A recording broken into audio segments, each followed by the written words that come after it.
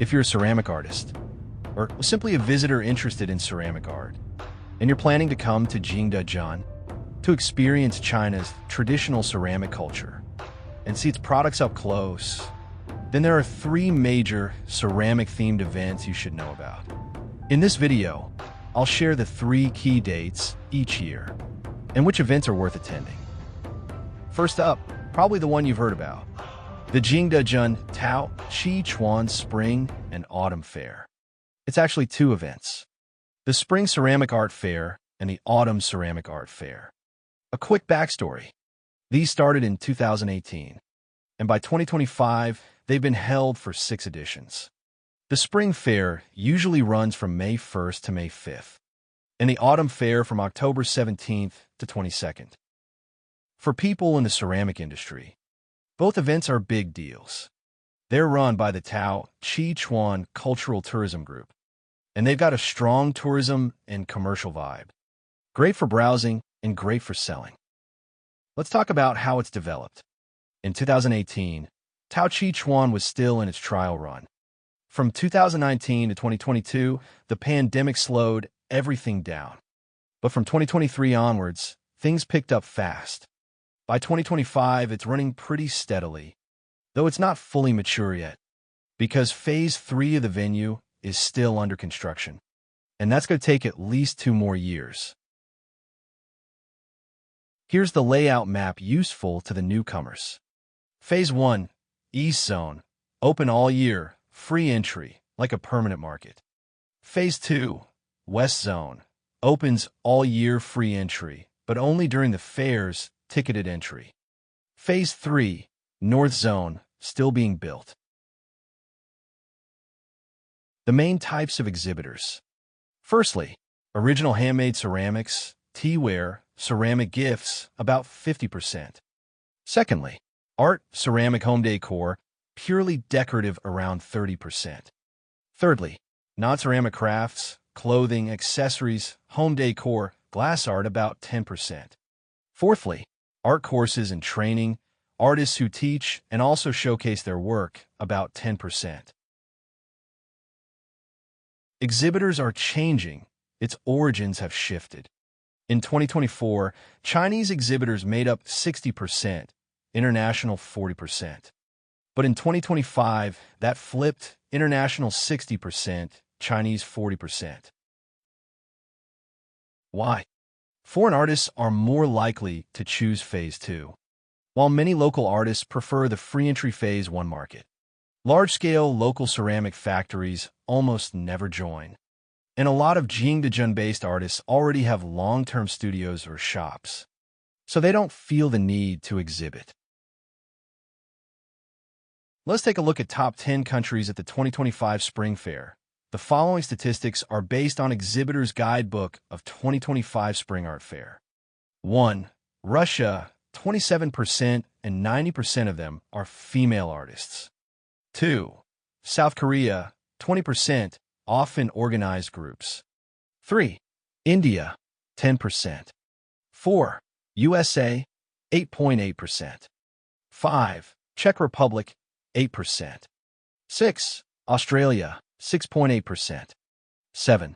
Turkey, 5.4%. 8. Singapore, 4.7%. 9. Thailand, 4.7%. 10. Belarus, 4.1%. Japan didn't make the top 10, even though it's a major ceramic nation. Let's take a look at the geographic patterns of exhibitors. Asia is super active, such as South Korea, Japan, Thailand, Singapore, India, Malaysia. Eastern Europe is strong, such as Russia, Czech, Belarus, with France and Germany also showing up. From the Americas, the US and Argentina stand out. Africa has the fewest. Most of them are scholarship students from Jingdezhen universities. The following audience profiles are from my personal 3 years of observing. 80% of buying decisions are made by Chinese women, tourists, or family shoppers. Wholesalers, retailers, pro buyers make up about 10%. They mostly scout for collaboration. collectors and serious enthusiasts are just 5%, because this is more of a tourist souvenir market. And there are marketing agents, sales reps, media people, small in number, about 5%. But they can give your brand valuable exposure and even help drive sales. So, if you're planning to visit Jingdezhen, I hope this gives you a clearer idea of when to come and what to expect. Whether you're looking to promote your brand, sell your artworks, or simply soak up the atmosphere, the Taoxichuan spring and autumn fairs are definitely too worth your time and money. All right, let's talk about the third major ceramic event in Jingdezhen, and this one's a big one. The Jingdezhen International Ceramic Expo, or simply Ceramic Expo. First, a little backstory. It's been running since 2004. That's 21 years in a row. It's held every year, usually in October from 18th to 22nd, organized by the China National Light Industry Council. In 2022, it got a brand new home, the TBC International Exhibition Center, and that's where it's been ever since.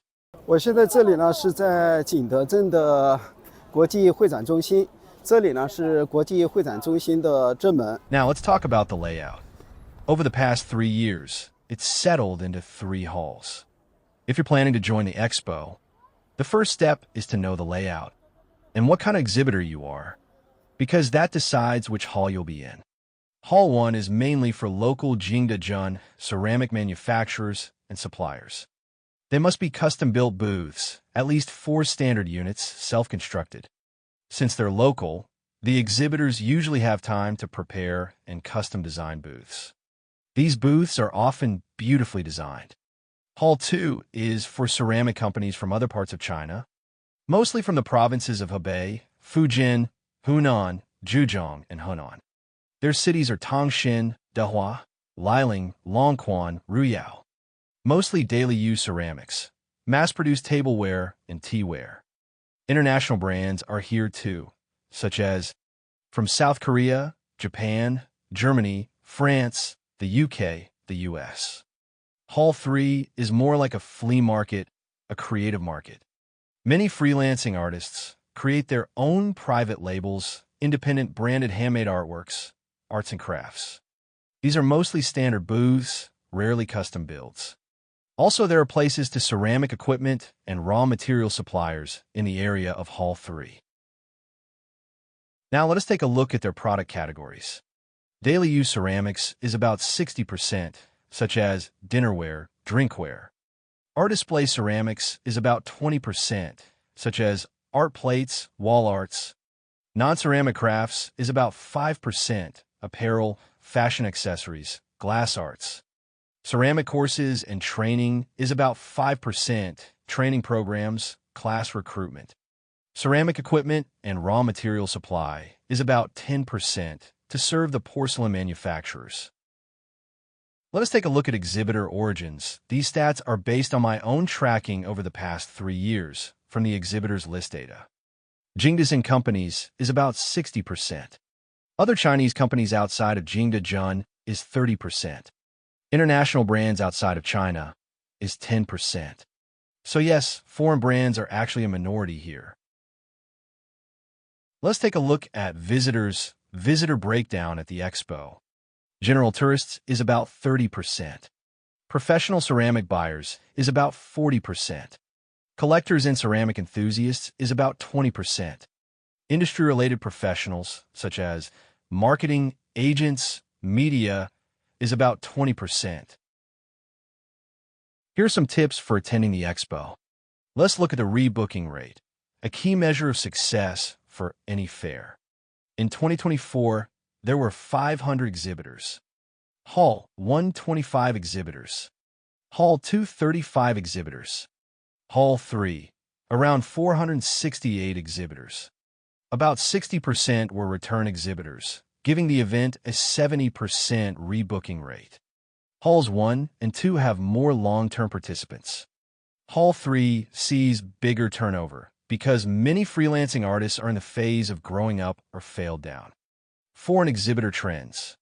In 2024, only Japan and South Korea were represented. with South Korea exhibiting under the name of its Ceramic Industry Association. Countries like the US, UK, Germany, Turkey, and Italy have been rare in recent 2 years. The main reason may be that Chinese local brands are highly competitive.